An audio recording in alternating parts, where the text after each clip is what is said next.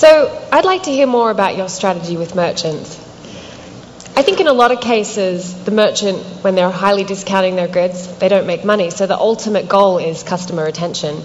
I'm a loyal Groupon user, but 90% of the time, I never return to that merchant. So what are your plans? Like, how do you build long-term value for merchants? Sure. So one of the onus is upon both of us. The merchant has to do a really good job of servicing the consumer when they come in, and then we as Groupon have to do a really good job of reminding people that they had a wonderful Turkish dinner at this new restaurant, or they had a great massage at this massage studio, or they had a great exercise class at the boot camp that they went to.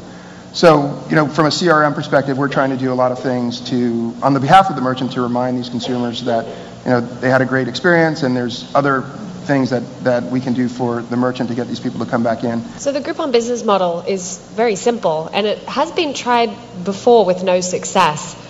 And you probably talked about this before, but can you elaborate on, what's your secret sauce? What changed when you launched?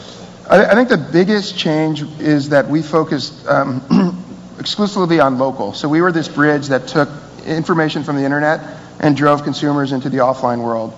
And that had never been done at scale before. So if you ran a Google AdWords promotion, or if you threw your business up on Yelp, you might get 3, 5, 10, 20, 50 customers if you were absolutely killing it.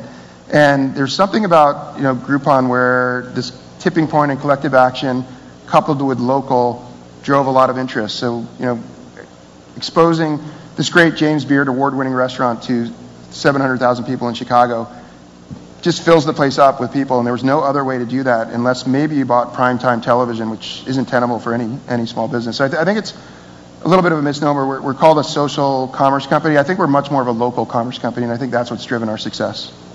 So I want to go back to something you spoke about earlier. You say you plan to stay at your core, and you've claimed in previous moments that you're not in travel, but you've invested in a company called Where I've Been. You're at the PhoCusWright conference. Yeah. So what gives?